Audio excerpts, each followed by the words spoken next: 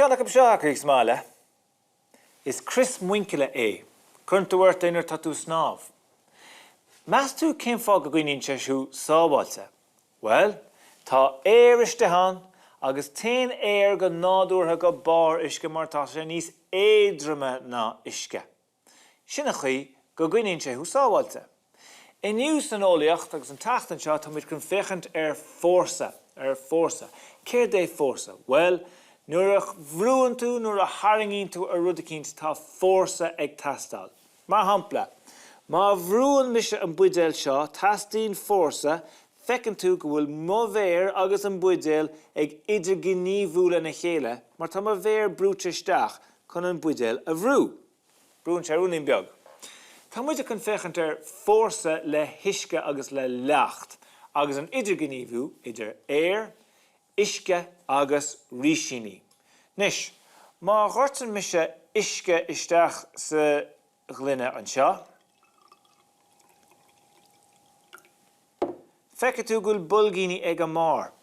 Tarlín sé go déan go dtí bar an isce, mar a tharlín sa folcadán leis na subal. Nú le fáinne tarthála nuair a chatar isteach san isce. Tá níos éitrime ná isce, mar sin fanann sé ag an mar.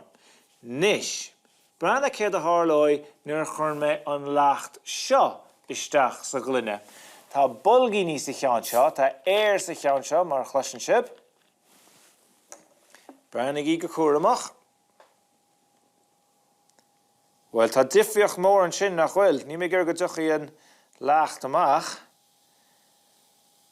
Ach tá nach chuid sa cheann seo.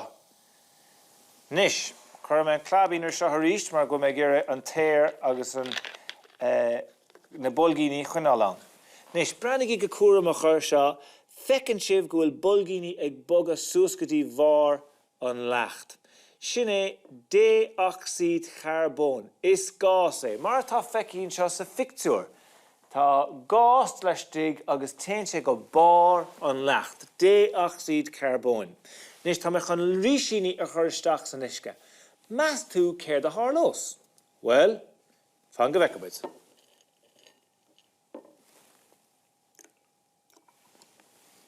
Nis, má échann tú go cuaireamach na ríisiní, tá rúnaín beag na ríisiní nis. Is féidir bulgín beag a eicáil bulta leis an ríisiní. Ach níl na ríisiní bhogadh. Cén fág an neachsí go dtí an bun, mar tá sí níos trime ná hiisce. Nis, céir de tharlós má chuirmuid na ríisiní isteach sa leacht le bulgíní ann? Fan go bheiceamid. Útain an tóis, tá buile fiúram.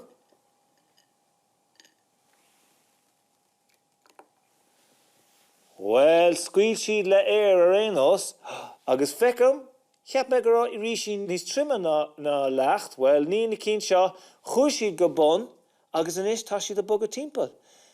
Cén fág bhfuil sé sin a tarlú? Well, mar ecann sibh go cuaireamach, tá déoxid charbón bulta leis an ríisiní, agus de réir mar tá níos mó bulgíní ceangailte leis an ríisiní, téann sé go bar an leacht Sin scuidann sé leis an agus an sin bogann siad ar ais go dtí an bun. Feicimid beidir ceann go eile bogas ús ar báilín, tá siad seo réile bogad beidir, máin siad níos mú den Mar sin, feicimid an sin go bhfuil déoxid carbón á scuile amach nar thuiseann siad dromchla an isce. Tá níos éatrime ná isce.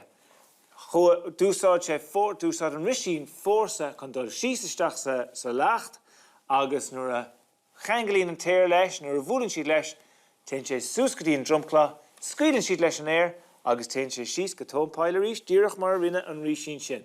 So sin fórsa. Brú agus tarraingt idir dhá ábhar, nó idir gníomhú idir na dhá ábhar, agus sa cheann seo chunach muid idir gníomhú idir ríisiín agus leacht.